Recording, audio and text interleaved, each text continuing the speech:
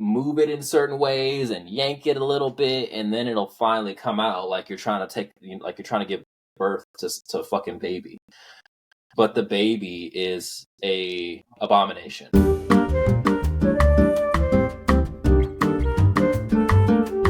I am proud that you are recognizing what you feel. You were definitely going to say something more than that, but you stopped. No, I wasn't. You were recognizing whatever it is that you're seeing in your life that's different. Mm-hmm. You're recognizing it. And that's step one to whatever the fuck path you're on. Fair enough. See, man, I'm glad that I shared it with you. Look at that. Hey, guys. I feel so much better now. Yeah, we were just talking about like super touchy stuff, so we couldn't talk about that on camera. But we could talk about everything else, starting from you. And how y'all doing? I'm doing great. What's up, y'all? Welcome to the podcast. The nameless podcast and specificities. Mm-hmm. Yeah. I got zero sleep, so if you guys are looking at me and I look like a zombie, that's why. But we're here and we're persevering. That's dedication. I'm good. I woke up not too long ago, so I'm in the wake up tired phase, but not. Mm. I did not to brag. I did get some sleep. Sheesh. Where do I get that? Some sleep. Oh, I don't know, man. You gotta find it in the 100-acre woods. No, yesterday was my honey bun's birthday, and we got family in town. So we had to get up early to go get them from the airport, and then come back and do the day's plans. And then when we got back, not late at night, it was like 8, 9 o'clock p.m. He was still up and ready to do something. I laid down on this couch and had a long conversation. A very long conversation. I couldn't even do it. So that's where my sleep derived from. So how did he have so much energy, but you was dead at 8 p.m.? What's going on? Because I was the designated driver.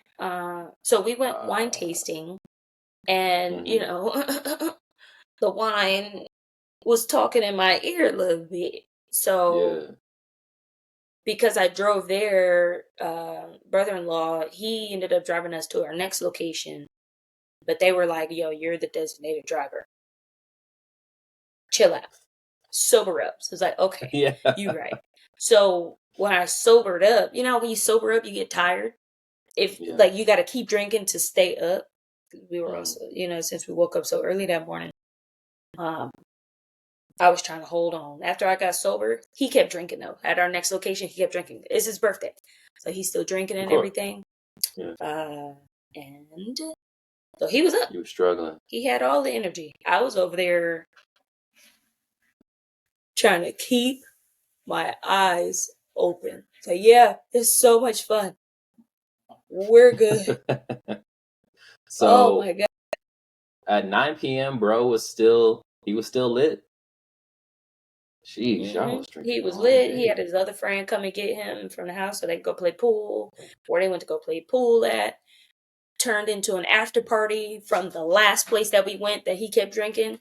So all of them came over there. So it just became a whole thing. That's cool. It was cool. Yeah. It's cool. I'm so happy he enjoyed himself. But me and this couch.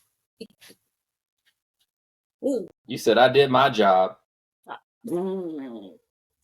I would, if I would have went to that party, I would have been a stinker. I would have just been in a corner, trying to talk to the DJ, tell him to turn it down a little bit, just a little bit, turn it down. Hey, put on some Aaliyah or something like them. Something. Put me to sleep, please. Get these people out of here. Yeah. That's my weekend. How's your weekend been going so far? It's chill, man. And I know before, I kind of want to talk about the lack of sleep thing and how I consistently wake up at 4 a.m.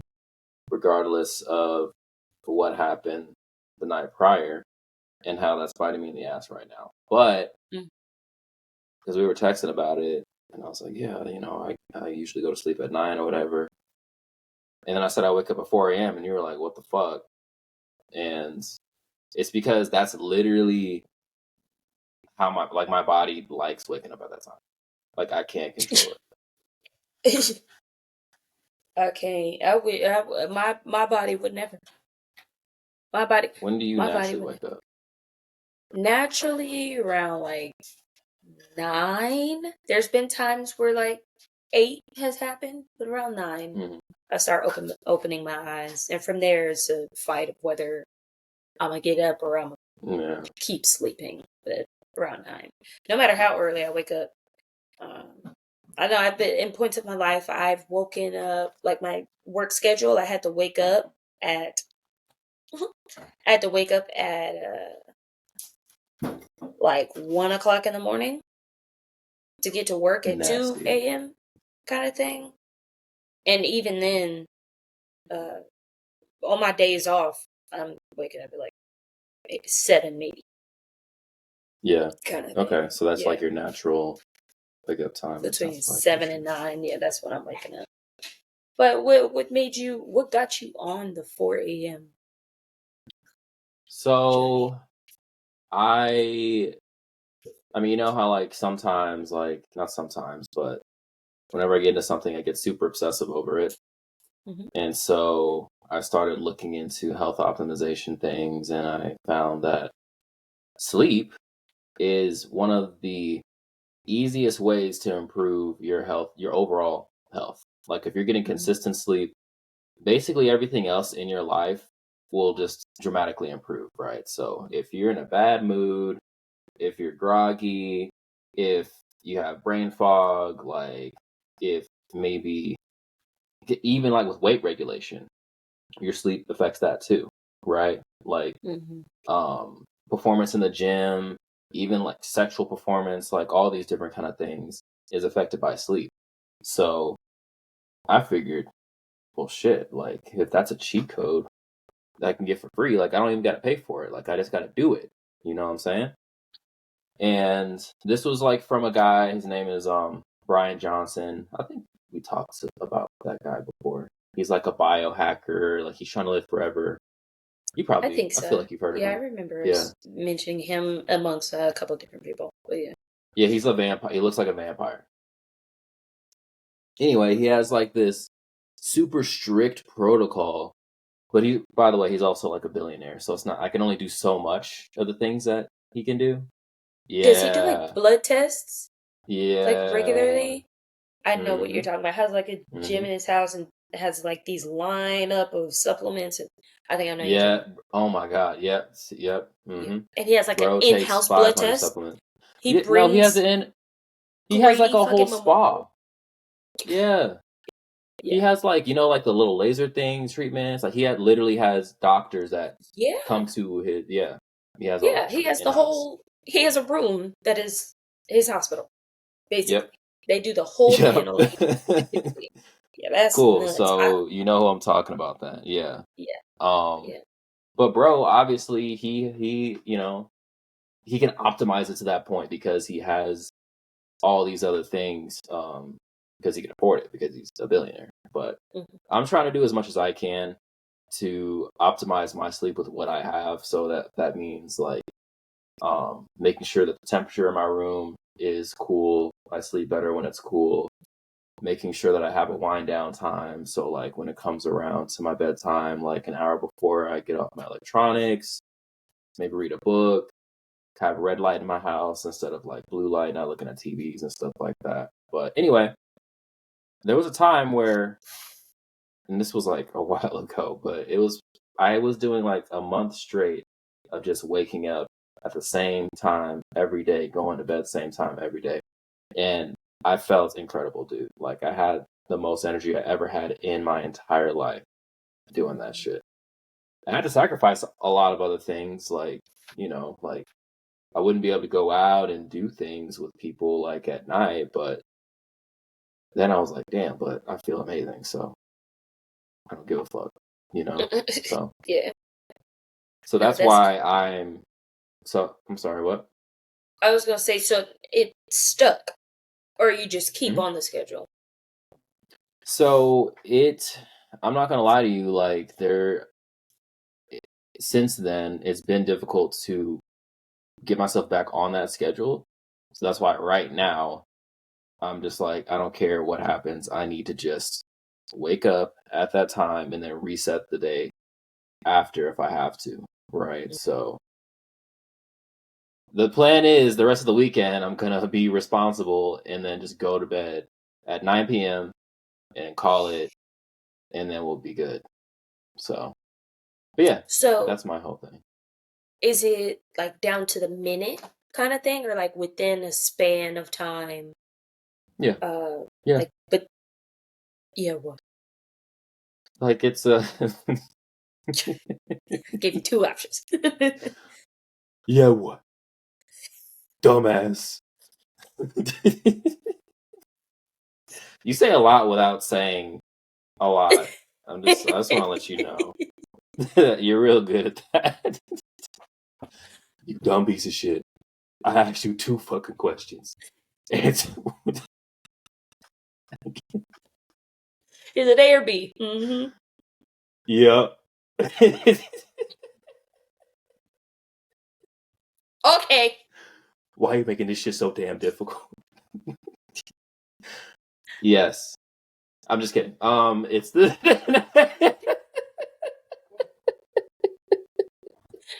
It's the what?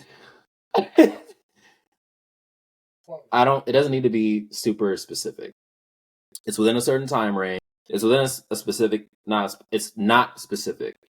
I just kind of am like, all right, cool. I'm winding down. And so the idea is I do this enough to where my body is just like, all right, I already know I'm supposed to be asleep at this time.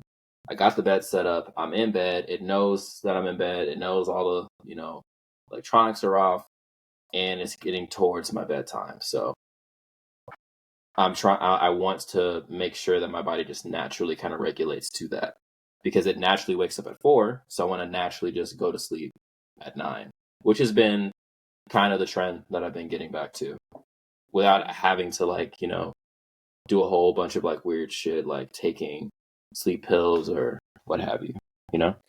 Yeah. So if you go to sleep at if you go to sleep at 9:30, do you notice a difference rather than 9? I do actually. Yeah. I think if it's once you get to 30-minute increments, you can kind of notice a difference in the quality of sleep. I think within 15 minutes works a lot better for me. Okay. So if I can get to bed, which that's usually I'm usually asleep. So man, because I just want to prioritize my long-term health and my mental health, because that really affects your mental clarity as well. Like, we don't get good sleep, man, you can't do anything. Mm-hmm. You can't do a damn thing. Well, at least I Yeah. can't. Yeah, Kyle has been getting onto me about sleep for the past couple years. Whenever I was living by myself, hey, whenever this head hit that pillow, I just got to make it to work on time. Whatever happens in between there, before and after that, happens. But let's get it, instead of actually going to sleep, I'd be going to sleep or I would be going to sleep at midnight. Gotta wake up at 5 or 6 kind of thing. And I noticed that throughout my life, 6 to 7 hours is, no, 7, I would say 7 is prime hours for me. 8 is kind of a lot. I kind of get a little groggy. 6, I can survive for maybe 3 days out of the week. Getting 6 hours, I'm good. Maybe after 3 days, then I'm struggling.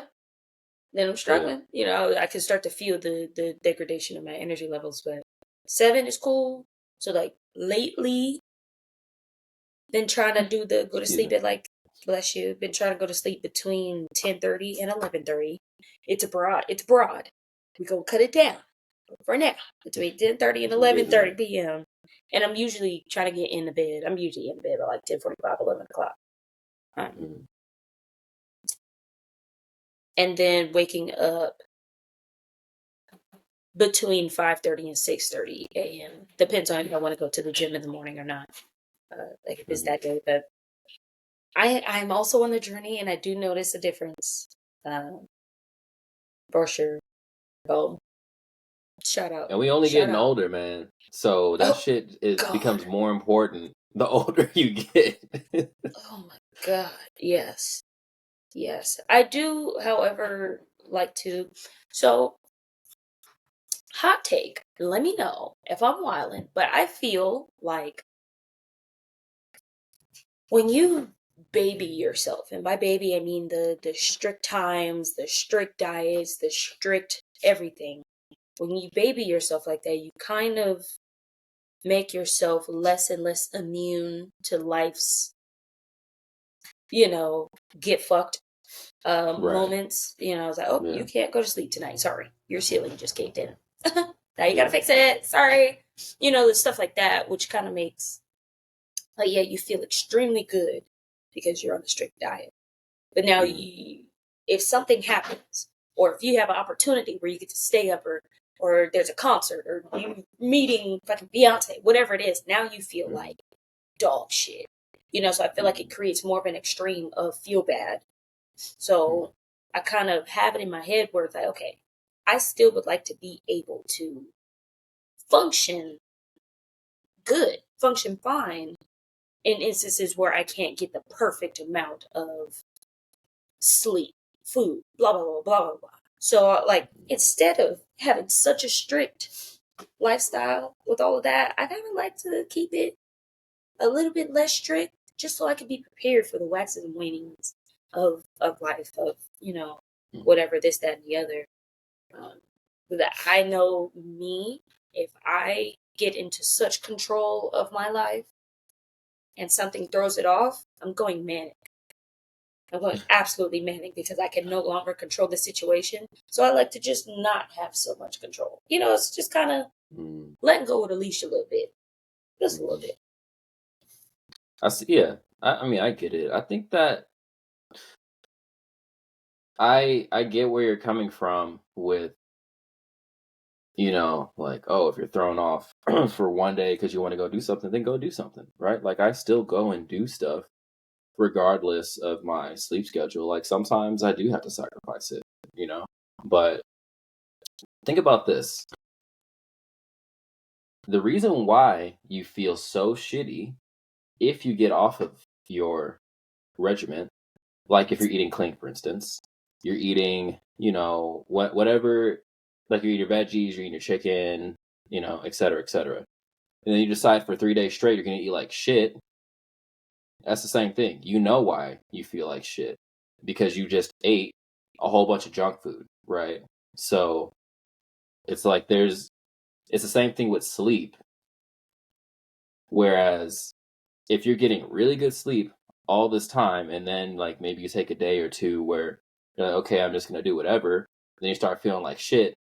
That's the reason why it feels so bad is because that's no longer your baseline. Your baseline now is feeling really good.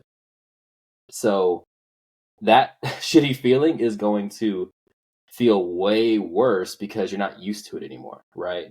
But we're so used to feeling like shit all the time. So therefore, it's not that big of a deal. And that's how I see it. So you can go this long string of like years of never getting good sleep. And you're like, it's fine because your body is used to it. You don't have any other baseline. But then all of a sudden you do 1 month perfect sleep or optimal whatever, within reason. We don't have to do Brian Johnson level stuff. But you're going to bed on time, you're taking care of your body, all this and that. That's your new baseline. And you're like, whoa, this what it's like to feel alive. That's how I felt when I was getting great sleep consistently, man. That's why I was like, whoa. Actually, I was just feeling like shit all the time. And I was just used to it. That was just normal. And that's why when you eat bad after going on a long stint of eating healthy, it feels so much worse because your body it acclimated to what it was supposed to be doing anyway. Does that Kind of makes sense. No, it makes perfect sense. And that's what I guess I'm saying, that coming from a place of being nervous of not being able to enjoy the fuckery of life, like a burger, a bag of Cheetos, all of that stuff is. You still can, and didn't feel shitty after it. I mean, how it's like when you do like a cheat meal, right? Like you just have it for a day, and then you get back onto it, right? But and that's what I'm saying. Like I still indulge in stuff. Like I will still do things that I shouldn't be doing. That's not optimal, and it's like, oh, you're not biohacking right now, but it's like I still want to be able to enjoy stuff. I like going to music festivals, and guess what? Music festivals they're statistically not good for your body. They're like horrible for you. Right? Yeah. But I love going to those things because it's fun. You get to meet people, you get to listen to live music, all that stuff. Or sometimes like different foods that I like to enjoy. Like sometimes trust me, I'm not saying to not enjoy, like the good things of life. That's not like I'm not telling you to not do that by any means. Mm-hmm. I don't know if that's how it came off. No, it's not. I think I'm more so being a toddler, being a brat about it. I don't want to not do unhealthy stuff because it's fun. Like, what if? Okay, I better my life, and now I can't do shitty stuff. Being a brat about it, pretty much. But no, I feel you, and that's definitely inspirational. But Kyle is on that type of time as well. With I want to feel amazing all the time whenever I get a chance to, rather than feeling shitty. But also I see how he reacts whenever he goes and finally goes, has some drinks with some friends. He does not react well to drinking. It makes sense. Yes, it's poison. You're drinking. But, he can't have the fun times like he used to anymore because of the strict schedule that he has himself on. So I'm just like seeing his extremes. Like, oh, I feel so good. I need to go to the emergency room. There's his extremes are crazy. So I'm like, I don't want that. I would rather bring mine in a little bit. The extremes are crazy. I don't want to go to the emergency room. But that's just seeing it in someone else's. Everything isn't going to be the same for everybody, but I do want to put myself on a kind of schedule like that just to see what it'd be like over there. Y'all be saying there's green on that side. You don't even got to water the grass; it just stays that way. Like that's how good it is. I like that, especially with like weight regulation and just like body changes. The closer and closer I get to 30, new shit is happening. I've heard people say that, but damn it, new stuff is happening, and I don't like it. Mm-hmm. So maybe let's try to sleep. Mm-hmm. You and me both, man. Like I just because when you talk about hormone regulation specifically with men and women, yeah, obviously, like as you get older, like that becomes more and more of a problem. For men, obviously, it's like the older we get, the less testosterone we produce. But we can maintain that if we're eating well and we're getting good sleep. So I'm trying to maintain that. I'm not trying to be a little bitch at 32, 33. So yeah. So I need to sleep and I need to eat well and I need to work out, do all that stuff because it goes off steeply after I think 32 is when your testosterone is just fucked as a man if you're not doing what you need to do. Not I. Not you. Said the cat. Who said not I? Not I said, yeah. No, that's cool. Yeah, dude.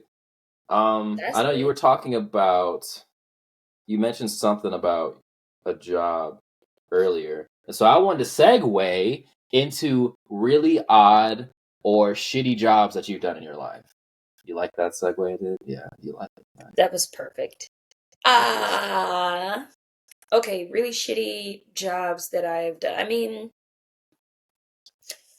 shitty jobs.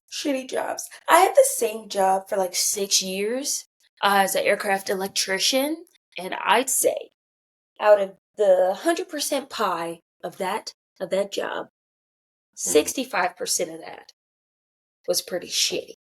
From the working outside in the element, no matter what element was served that day, to the 3 o'clock in the morning, I'm not supposed to be at work. 3 o'clock in the morning, hey, pack your shit. We're going. Yeah. Wait, man.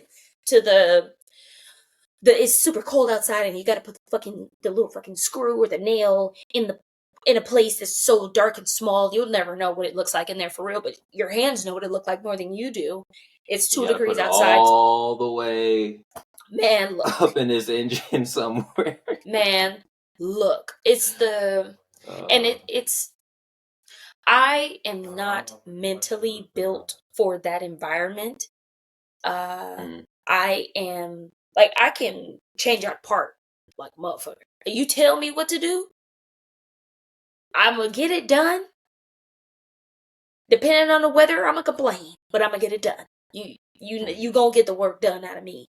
My issue was it's just, I don't want to do that. Yeah. Right now, we can't wait till later. It's just really pressing. Just, I'm a brat. So, pretty much that. But there was that extra, was 65 minus 100.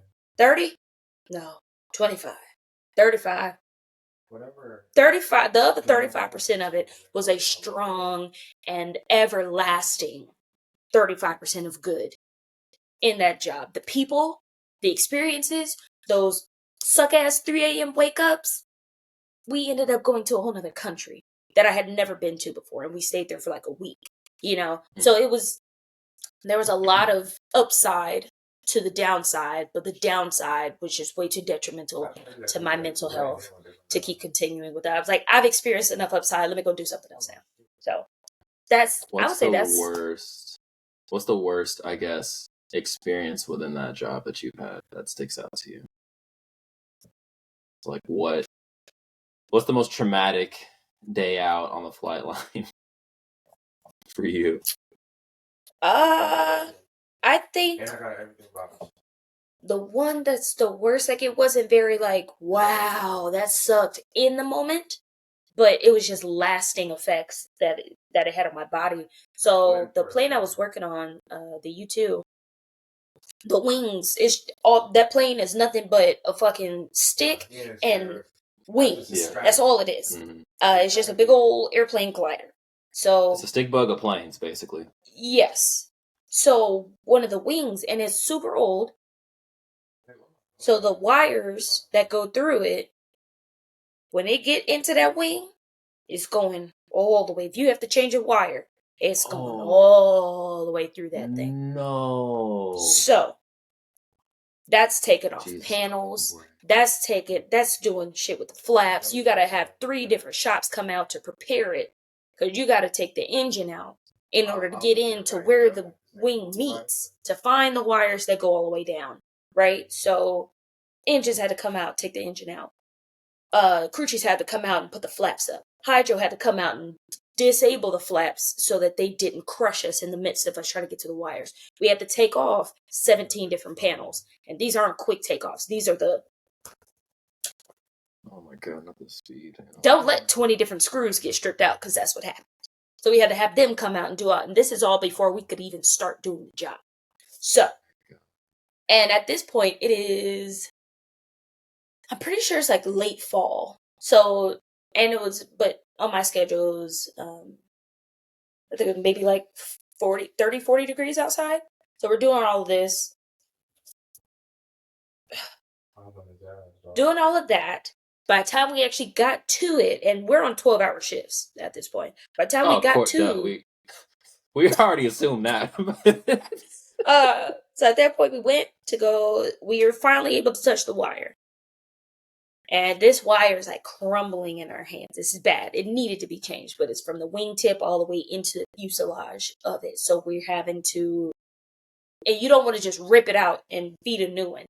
You gotta like intricately almost tie a string to the end of the old one, and then put this string on the end of the new one, and just kind of like feed it. Yeah, so you don't lose track. Yeah, right, because it's all of the wires are also wrapped in like a casing.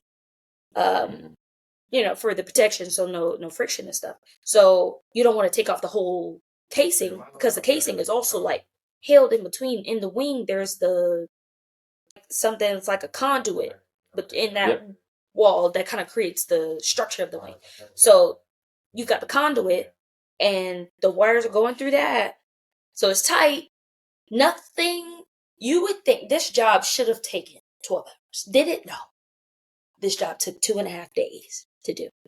The plane had to have the engine out, so the plane is a little higher off the ground because it had to be jacked to take the shit out. So we can't just look at the wing. It's just high enough to where a ladder wouldn't really work.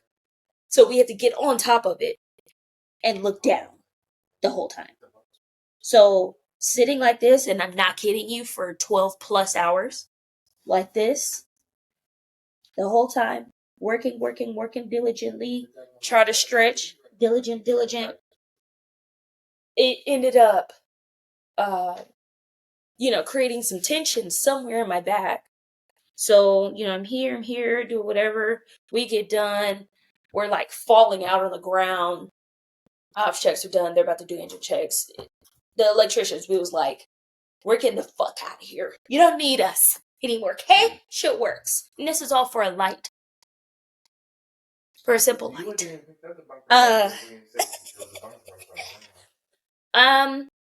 Granted, it's the wingtip light, so they kind of need that, but like, ugh. But still, that's right. So, ended up, I went to sleep. That night was so bad. I had on it. No, it was in the 30s. The temperature was definitely in the 30s, maybe high 20s. I had on a big bear suit to keep me warm in said instance. That was such a horrible job that when I'm walking home to my dorm.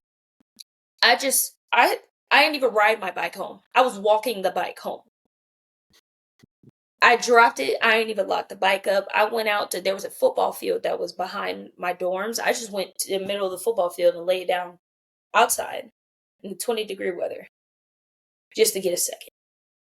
Looking at the stars, trying to get myself down. I went in to my room. I took the mattress off of the frame, put it on the floor. I needed to be grounded. I don't know where the psychological idea to lay outside for an hour, come inside, strip down, take my mattress off the frame, put it on the floor, sleep there. And my friends, they had the code to my door, so they would come in. They weren't on the same shitty ass schedule. They were coming in to wake me up so we could go get breakfast. They came in and it scared me. So I jumped up, and that tension that was in my back that I never stretched out, I ended up pulling it. So I woke up, screamed, fell back down. My friend, he came in. He was like, "Do you have clothes on? What's happening? What's happening? What do I need to fight?" Pulled it from my neck down to right in between my shoulder, like that muscle right at your shoulder blade. Pulled that whole thing. It felt like it snapped. So I'm like sitting there. I couldn't turn my head. I couldn't do anything. And that injury lasted. Like, it's still sore to this day. Sometimes I can feel it a little bit. And that happened 6 years ago. That one was an everlasting get fucked time. That's a good one, because goddamn, man. Like, I was thinking as you said that, why the fuck would they just have one big ass wire? Why can't they just have cannon plugs that goes from each part of the frame and it goes through that wall, so then you don't have to do the whole fucking wire. You just have sections of it. So then, because this plane was made in 1742, they didn't think that far ahead. Yeah, they're just like one big wire. That's what they thought, bro. So much easier. One big wire. Yeah. Go. That is insane, dude. Holy shit. Yeah, that one. I'm sorry, I still dude. feel that one to this day. What about you? What's the shittiest job you've been? You know, so many. So we just to kind of like, remind you guys of what we did prior. We're both still in the Air Force, but we were both maintainers and we worked on the same plane at one point. I worked on engines, she worked on wires, and sometimes helped us with engine stuff. If she was really lucky. If she was really So I'm trying to think. I think it was when we had to remove all 4 engines on one plane because there was some kind of thing, but basically there was something that had to be switched. And so as a result, well, it was like something like that was switched in like the data that we use for the planes and whatnot. So because that was switched, we had to go to every single engine on the fleet, by the way. All of the planes needed the engines replaced. With new engines, or they just had new to be engines? Ooh. Come on, tell me about it. Come on. This pretty sure this took like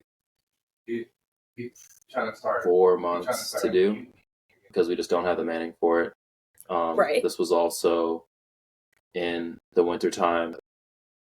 It took 4 months to do that, and every day we went in 12-hour, 13, probably 14-hour shifts. We just lost track because we were just like, well, I guess we're just in for the long haul, you know? And it was cold as shit. Every day we would come in just like, all right, let's hope that we can get this engine on. And mind you, when we have to prep these planes for engine changes, if it's just one, it's fine because it's 4 of them, right? So the balancing is fine.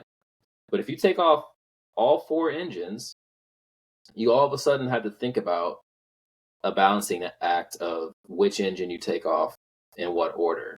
And so we always had to make sure that, like the fuel is good in one wing. So then that can make sure that's balanced while we're doing the other side of the wing and take all those engines off, all the ops checks that we have to do.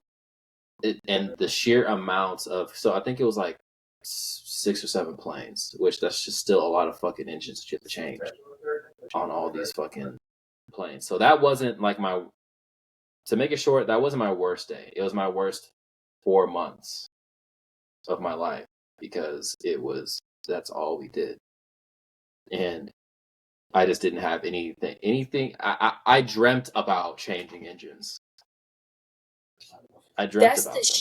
That's the shit right there. When you dream about the bullshit, that's how you know you in it, man. Like you just can't escape. I think I dreamt about changing that. I dreamt about that one too for like a couple days. I dreamt about that. That was bless your heart. And I don't like to. I'm the type of person. This is a weird phenomenon within the maintenance community too. People like to brag about how shitty their job is, right?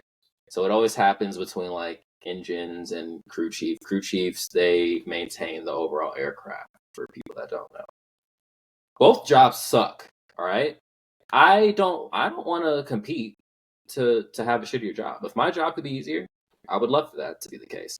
But unfortunately, most times it just would be the shittiest experience, and depending on like what plane I was on. So all that to say, lots of personal growth from those times, I suppose. Maybe trauma. Character. Oh my god. Yeah. Trauma builds character. I tell you what. And especially like when you talk about like how it fucks up your body. So because like for you, like when you were talking about like having to be like this for 12 like or 2 days straight, like that's crazy to me. Think about like there are times where like I would just like fuck up my shoulder so bad because I had to reach. So these engines are massive, by the way. Like they're huge. So here I can't get, and you have to like kind of finagle through the engine. And whoever made these fucking planes, they weren't thinking about the maintainers that had to maintain them. They're just like, man, this looks super neat. Wow, look how, oh my God. Never gonna take that off. That's never coming off again. Oh, the story of my life. Yes, continue. Because there's a part that's like in like literally just kind of cocooned in the center of the engine, and it has like all these different plugs that you have to take off, and you have to and you can't just like take this part out after you take everything off. You have to like kind of like move it in certain ways and yank it a little bit, and then it'll finally come out like you're trying to like you're trying to give birth to a fucking baby. But the baby is a abomination.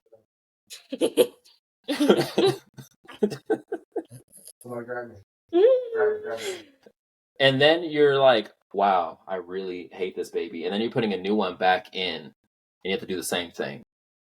And on those days, like we were talking about, when it's super cold, I remember some days in the UK where it did get below 30, especially at night. Regularly. Like easily. Oh, yeah.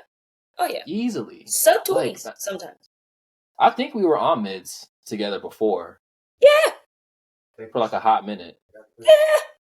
Yeah. So that's we where don't need to talk about that's that. That's where we cried together. We crowed. We crowed together. Yeah, bro. I think you were out there sometimes when we had to do some like definitely for APU stuff. Mm-hmm. But, yeah, because that was my component. But I'm saying like I don't know what I could talk. Just like when we had to take out more stuff than we usually did. Like I feel like you were there helping us with like finagling some of that stuff as well. And on those days where it was like 20 degrees and touching can't see shit, touching nothing, like it's just sucking all the life out of my fingers. I'm bundled up. Like I look like a camo snowman. That's how bundled up I am. And you can't wear gloves. You can't wear gloves when you do this job because you don't have any dexterity. You can't feel what you're doing. And it's just part of it, right? But just think about your hands are numb. Your hands are completely numb already, and then you're touching metal to make them more numb. So, do you really have dexterity? Not really, but it's still better than having the gloves on. So, you're just like, well, this is eventually going to go on somehow. Like my finger would be like this. I just on the screw. Like this is the screw. The screw just in between my finger. Trying to do the me finger twin. Yeah. Oh man, this is coming from two no longer disgruntled, and there are people that are still there. There are people that are still in it. It could either because they love it or their cards just didn't line up to where they could not look, where they could get out of it. But shout out to y'all. Shout out to all the dirty jobs that's like that. Because I know it goes past aircraft maintenance. I know plumbing. Ugh. Working on cars. Let me get some water real quick. You can keep going now. All of that. My God. So shout out to y'all. All the dirty jobs. The people that get their hands dirty so other people could keep their hands clean. Shout out to y'all. It's okay. Did you ever watch Dirty Jobs on Discovery Channel? It had like I think the guy's name was like Mike Rowe or something. I didn't watch it. I know what you're talking about though. I never got a chance to. I think I maybe saw one episode in passing. When that was out, my mom had full control of the television, and when that show was out, I was usually on punishment and couldn't watch TV. But I would see it in passing. I think she maybe watched like one or two. So I saw them doing some weird stuff. Yeah. No, that dude would regularly be in the sewers all the time. I'm just like, I don't know that you need to have so many episodes of you being in the sewer. I think you like being in the sewer, and that's another story. But he would just always showcase the shitty jobs that people have to do. And I just loved watching it because I'm just like, wow, people really have to do this. And then look at you. You became one of them. Yeah. Not in the sewer, but not in the sewers, but sewer. Not quite so dirty, but damn sure not easier. Yeah. Good heavens. So have you heard of I think maintenance divers. I forget what they're called, but basically like the divers where they have to go underwater and they have to fix pipes or they have to fix certain things on like they're welders too. Yeah. Like underwater welders. First of all, if y'all need a sugar baby, because baby, they make money, but also their lives are on the line at all times. I'm like, bro, you're gonna you better get married to him quick. Because bro's gonna be dead within 6 months. Like that's how dangerous that shit is. Very dangerous. That I've my cousin, I think, somebody I knew, like, yeah, I'm trying to get into welding and then eventually become an underwater welder. It's like, go ahead and get your wheel together. I hope your wheel is together right now. Yeah. Go ahead and get your witness if you need to. If you would like to put me on there, I'm not gonna fight you about it. But Jesus, I love that for you. They make money. Money. As they should. Yeah. Have you ever heard of G-Force? G-Force, yeah. So I can't give you a full explanation of what it is, but it's basically like a strong ass force or Delta P. Yeah. Where'd I get G-Force from? Yeah, I'm like, I don't think that. Yeah, like when you have like with the pipes when they like suck you in and like you just basically turn into mush. Or you just don't exist anymore. Yeah. Yeah. That I saw a demonstration of that, I guess. It wasn't on purpose, but there was a pipe and there was some crack in it or wherever there was Delta P happening. You don't see the effects of anything, but then a crab walked by and got in the way and it no longer existed. There was no remnants, there was no blood, there wasn't a claw left, there was nothing. It just got it got sucked in, cracked in half, and it was like it never existed. I saw that, yeah, and it was a small little sliver, and it got sucked into that. It was a crack. Imagine that. Imagine just getting all your stuff sucked out of you from your booty hole. That poor crab, and then everything going with it. Ooh. So, on that note, because goddamn, I would never do that. Like it just, yeah, I have a lot of respect for those people because I guess someone has to do it. I guess it just sucks that we don't. I feel like there has to be some kind of alternative. Like we don't have robots that can do that shit these days. Like we don't have that yet. That just seems kind of.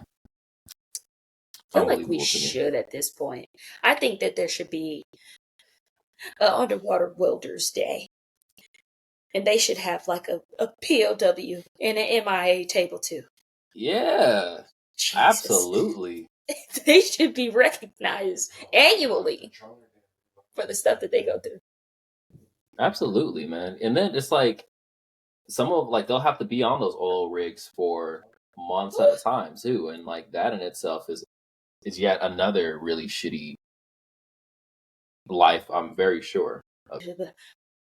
Even linemen. There's a guy that I used to do jiu-jitsu with, and he came in one day missing a thumb. Because something hydraulic happened, whatever, blah, blah, blah, while he was up working on lines, and it took all of this from him. Yeah, it wasn't going to give it back. No, they did not give it back. They had to sew that shit down. He is now Stubby Man Jim. I really hope that wasn't like his really good gripping hand, because I'm pretty sure it was. He had to learn. By the time he came back, he had to figure it out. He had to figure it out. He had to learn how to grip with these four. He just leave that thumb out of it. He still was a problem. Like, damn, we taking appendages and you still a problem. That's crazy. Yeah. That's crazy. You going places. Go to hell. That's something that really scared me about maintenance, is just the chance that I could lose something. Yes. At any point. Like, I could lose like a finger or any of that kind of shit, or get cut up, because I'd see people get banged up constantly. There was this guy that I knew, and you knew him too very well. He was so infamous for banging his head against everything, and his head would always be bleeding because he always banged his head against like the panels, or if you're going up into the plane, he would smack his head. Bless his heart. Bless his heart. I did see him fucking bleeding from his head a lot. Yeah. What just happened? I'm just like, what are you doing, brother? Oh, yeah. Man would be smacking his head. He probably is still smacking his head to this day. Oh, I'm sure of it. Damn. I'm sure of it. But on that note, yes, we got some head bangers for y'all this week. You like that? Oh, shit. That came out the dome. Hey, off the dome. Yeah, you know. Yeah. Damn, bro, we need to be getting paid for this shit, you know. Woo! So it's an album called Hit, but specifically the song that I liked off of it was also called Hit, off of said album, and it is by Yella Beezy, and the song is featuring Lil Wayne. And of course, Lil Wayne came through, did what he was supposed to do. Thanks, Weezy. The next one I have is Clancy. It's an album called Clancy by 21 Pilots. Love them. I've been listening to 21 Pilots pretty much majority for like the last week or two. I completely forgot like their album. What's it called? What's that album? The one with the black bird on it and the yellow background. I'm not too familiar with 21 Pilots. Oh, okay. But that album, forgot that I love that album so much. Listen to Clancy, also a banger. And then a song called Soy el Unico by Yahritza y su Esencia. I don't know what they talk about on that song. It's all in Spanish. But it sounds good.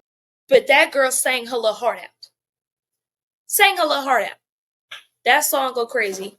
A song called Let You Lead by Noah Guy and Billy Lemos. That one's a good one. That one is a softer. I actually kind of forgot what that one sounded like too, but I know I liked it because I wrote it down. But that one's cool. That was like chilling, like eat a bagel in a coffee shop kind of thing. And then you know who Tora is? I do not. Okay, so Tora is like how Flume is Flume. Tora is Tora. If that made sense. If that comparison made sense. And they have a song called Mother Forgot. I don't know what his mama did to him, but that song came out. Tora has like that it's like Flume, but take out the electronic. They're real chill, but you know, got a little banger to them. Yes, so Mother Forgot by Tora. That one is really, really good. Really good. What you got? Dang, you had a lineup this week, bro. Okay. Yes, I had a lineup. I had to show up. What's yours? I'm talking about. For me, I have 3 songs this week. Some of them are a little bit newer, some not. But one this one, Lemon Pepper Wet by Tempest. So it's literally about Wingstop. It's literally about going to Wingstop and eating wings. But it's like the way that she sings, it's the smoothest Wingstop advertisement you will ever hear. Because she just talks about lemon pepper wings. It's the funniest shit when you listen to the lyrics. And then what you got? What's after lemon pepper? Oh, Lullabye by Osa. So that's like a Afrobeats type vibe. Super smooth. Feel like you're on a beach kind of vibe. You know, you got like your coconut water if you want, or it's really chill. So I like that one a lot. And then last one I have is Heaven on Earth by Lil Tecca. I've really been liking his music because he always, whenever he puts out a song, it's again a smooth vibe, but it has a heavy beat to it. So you can groove to it, you can dance to it. Yeah, but it still has like a upbeatness to it. Did you recommend a song by Lil Tecca last week? I believe so. Okay. No, I recognize the name. Okay. So I'll give those a listen. Shit. There you go. Okay. I know there was a lot of trauma in this episode, but we had to let it out. We had to trauma dump on all of you. So. Now y'all get to know us better. Tell us the worst jobs that y'all have had. Yeah. Tell us what you got. Put them in the comments. Send them in. I want to see what kind of jack shit y'all had to deal with in y'all's lives pertaining to surviving monetarily. Okay. Shit, that's the